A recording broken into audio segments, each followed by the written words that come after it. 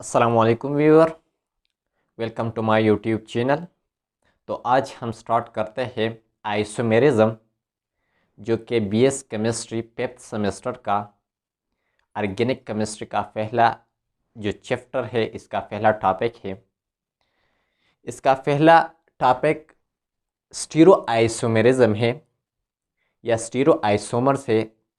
लेकिन आइसोमेरिज्म को समझने के बगैर आप स्टीरो आइसोमेरिज्म या स्ट्रक्चर आइसोमेरिज्म नहीं समझ सकते।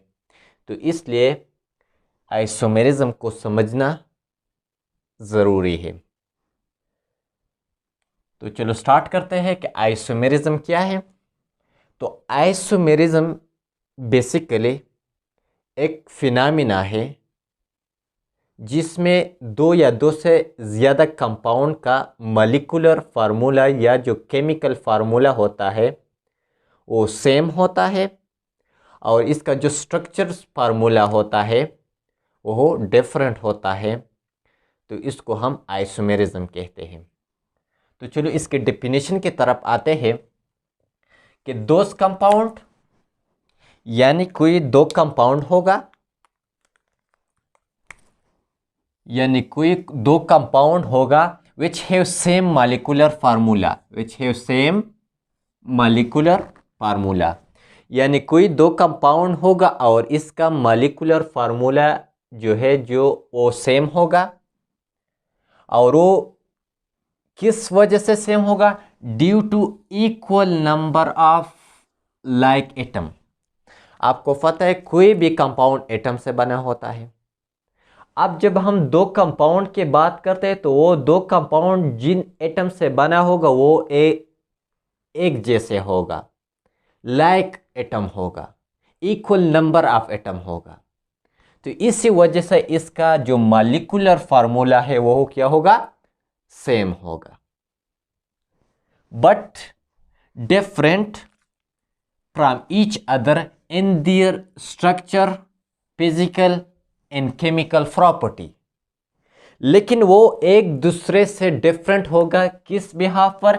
स्ट्रक्चर के बिहाफ पर, फिजिकल एंड केमिकल प्रॉपर्टी के बिहाफ पर। और इसका structure, physical and chemical property किसके वजह से डिफरेंट होते हैं? Due to different arrangement of atom.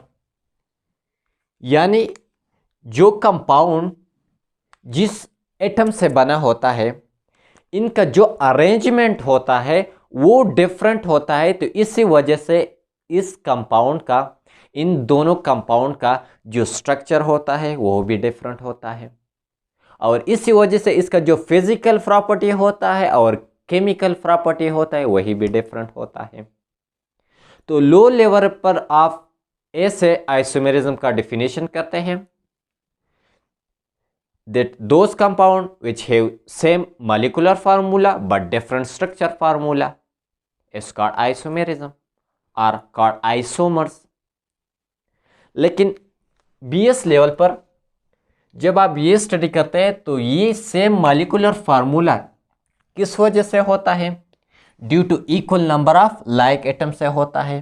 और इसका स्ट्रक्चर फार्मूला या इसकी फिजिकल और केमिकल प्रॉपर्टी एक दूसरे से क्यों डिफरेंट होता है? इसकी अरेंजमेंट की वजह से। मैंने पहले भी बताया कि ये कंपाउंड जो डिफरेंट एटम से बना होता है, इसमें जो एटम है वो इसका अरेंजमेंट डिफरेंट होता है। इसकी वजह से इसका जो स्ट्रक्चर होता है वो डिफरेंट होता है। ठीक है, जिस तरह मैंने यहाँ पर एग्जांपल लिया है कि एक हमारे पास एक इथेनॉल है। ठीक है, इथेनॉल को हम इथाइल अल्कोहल भी कहते हैं, OH फंक्शनल ग्रुप है। और दूसरी तरफ हमारे पास एक कंपाउंड है जो कि है डाई मिथाइल ईथर है। ठीक है, यानी अगर कोई ऑक्सीजन के बोथ साइड कोई R ग्रुप अटैच हो तो इस किस्म के ऑर्गेनिक कंपाउंड को हम ईथर कहते हैं। और इसके बोथ साइड, इस साइड को और इस साइड को मिथाइल ग्रुप अटैच है, तो इसलिए डाई मिथाइल ईथर है हमारे पास। अगर हम इस मॉलिक्यूलर फार्मूला को देखा जाए, जो इसका केमिकल फार्मूला है, ये हमारे पास है C3H6O। तो ये इथेनॉल का क्या है, मॉलिक्यूलर फार्मूला है। और ये हमारे पास डाईमिथाइल ईथर का मॉलिक्यूलर फार्मूला है। यानी इनमें हमारे पास कार्बन की तादाद कितने हैं, 3 है। हाइड्रोजन की तादाद कितने हैं, 6 है, यानी 3 + 2 + 1 6। और ऑक्सीजन की तादाद कितने हैं, 1। इसी तरह अगर यहाँ पर देखा जाए तो कार्बन की तादाद कितने हैं, 2। यहाँ पर भी कार्बन की तादाद 2 है, सॉरी, यहाँ पर भी कार्बन की तादाद 2 है। हाइड्रोजन की तादाद हमारे पास 6 है और ऑक्सीजन की तादाद क्या है, 1 है। यानी इसका जो मॉलिक्यूलर फार्मूला है वो इस दोनों कंपाउंड का क्या है, सेम है। इसके स्ट्रक्चर फार्मूला को अगर देखा जाए तो इसका स्ट्रक्चर फार्मूला ये है हमारे पास, यानी OH यहाँ पर अटैच है, ये यहाँ पर भी अटैच हो सकता है, ठीक है, यहाँ पर भी अटैच हो सकता है। लेकिन ये हमारे पास इथेनॉल का स्ट्रक्चर फार्मूला है और ये हमारे पास डाईमिथाइल का स्ट्रक्चर फार्मूला है। यानी यहाँ पर अरेंजमेंट ऐसा हुआ है कि यहाँ इस कार्बन को 3 हाइड्रोजन अटैच है और इस कार्बन को 2 हाइड्रोजन और एक हाइड्रोक्साइल ग्रुप अटैच है, OH अटैच है। लेकिन यहाँ पर अगर यहाँ पर और ये कार्बन दूसरे कार्बन के साथ अटैच है, यानी इसमें जो एटम इन्वॉल्व है इसका अरेंजमेंट डिफरेंट है। यहाँ पर जो एटम इन्वॉल्व है इनसे दोनों में एटम की तादाद क्या है, सेम है, ठीक है। लेकिन इसका जो अरेंजमेंट ऑफ एटम है वो डिफरेंट है। यहाँ पर ये वाला जो अरेंजमेंट ऑफ एटम है इस वाले अरेंजमेंट से क्या है, डिफरेंट है। तो इसी वजह से इसका स्ट्रक्चर फार्मूला क्या होता है, डिफरेंट होता है। तो इसी को हम आइसोमेरिज्म कहते हैं कि कोई भी दो कंपाउंड जिसका मॉलिक्यूलर फार्मूला क्या हो, सेम हो। तो ये दोनों इसका मॉलिक्यूलर फार्मूला है, सेम है, लेकिन इसका जो स्ट्रक्चर फार्मूला है वो हो डिफरेंट है। तो इसी वजह से उसको हम एक दूसरे का आइसोमर कहते हैं और इस फिनोमेना को हम आइसोमेरिज्म कहते हैं। अब इसकी वजह से हमने दूसरी बात की कि फिजिकल और केमिकल प्रॉपर्टी भी डिफरेंट होते हैं। अगर मैं इथेनॉल का फिजिकल प्रॉपर्टी स्टडी करूं तो ये क्या होगा, कलरलेस लिक्विड होता है क्या, रूम टेम्परेचर में। यानी इथेनॉल हमारे पास लिक्विड होता है एक रूम टेम्परेचर में, लेकिन डाईमिथाइल ईथर हमारे पास रूम टेम्परेचर में गैस फॉर्म में होता है। तो इसकी फिजिकल स्टेट भी डिफरेंट हुआ इसके अरेंजमेंट ऑफ एटम की वजह से। इसमें जो इंटरमॉलिक्यूलर फोर्स है कि उनके कोई भी गैस, लिक्विड या सॉलिड इंटरमॉलिक्यूलर फोर्स पर डिपेंड होता है और intermolecular force arrangement of atom पर डिपेंड करता है।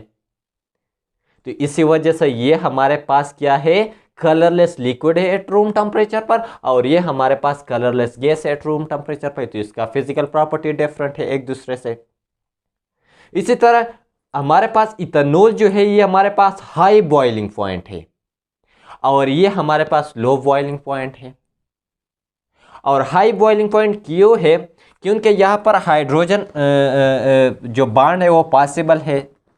जब मैं इसका एग्जांपल लूँ, फॉर एग्जांपल हमारे पास कोई भी ये है CH3C, फॉर एग्जांपल H, यहाँ पर H और O, यहाँ पर H। और मैं एक दूसरा एग्जांपल ड्रा करूं, CH3C double bond C single bond H और यहाँ पर मैं H फास्ट और यहाँ पर मैं O और यहाँ पर H।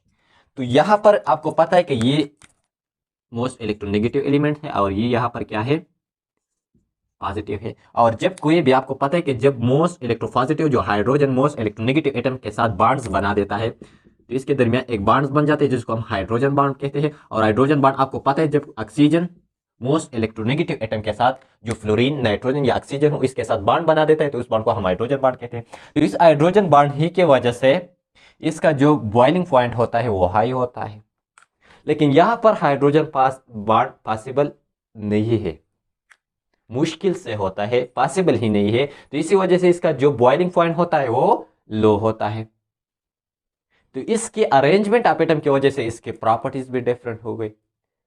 तो इसलिए आइसोमेरिज्म क्या है? आइसोमेरिज्म एक ऐसे फिनोमेना है जिसमें टू कंपाउंड्स होते हैं, इसका जो मॉलिक्यूलर फार्मूला होता है वो सेम होता है और वो equal number of like atom की वजह से होता है, और इसका जो स्ट्रक्चर फार्मूला होता है वो डिफरेंट होता है, इसके अरेंजमेंट ऑफ एटम की वजह से होते हैं। इसको समझिए, इस एग्जांपल मैंने डेली लाइफ से लिया है। हमारे पास कोई भी 3 एप्पल है, वन है हमारे पास रेड, दूसरा हमारे पास है ब्लू और तीसरा हमारे पास है ब्लैक। ठीक है, अब मैंने कोई एक बर्तन लिया है और हमने इन तीनों वाले एप्पल ऐसे अरेंज किया है, और मैंने एक दूसरा लिया हुआ है और इसमें मैंने इन तीनों को ऐसे अरेंज किया है। अब अगर देखा जाए तो इन दोनों में कोई फर्क नहीं है, यानी इसका मॉलिक्यूलर फार्मूला क्या है? हमारे पास सेम है। यहां पर भी 3 एप्पल है, यहां पर भी 3 एप्पल है, लेकिन यहां पर जो अरेंजमेंट हुआ है ये इस तरह हुआ है और यहां पर जो अरेंजमेंट हुआ है ये इस तरह, यानी इसका अरेंजमेंट क्या हुआ है? एक दूसरे से डिफरेंट। तो ये एक जनरल क्या है? एक जनरल एग्जांपल है आइसोमेरिज्म का। तो आइसोमेरिज्म भी कुछ इस तरह का फिनोमेना है। तो इंशाल्लाह कल हम स्टार्ट करेंगे कि आइसोमेरिज्म के 2 टाइप है। एक को हम स्टीरो आइसोमेरिज्म कहते हैं, इसके 2 टाइप्स है, 2 टाइप्स। एक को हम स्टीरियो आइसोमेरिज्म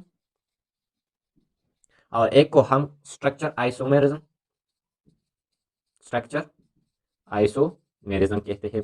स्ट्रक्चर आइसोमेरिज्म के फर्दर 5 टाइप्स होता है। इसी तरह यहाँ पर ऑप्टिकल एक्टिविटी भी आते हैं, ऑप्टिकल आइसोमर्स भी आते हैं, लेकिन वो हम अगले लेक्चर में स्टडी करेंगे। इसलिए जो लोग इस चैनल पर नए हैं, चैनल को सब्सक्राइब कीजिए, लाइक कीजिए और अपने दोस्तों के साथ शेयर कीजिए। Thank you.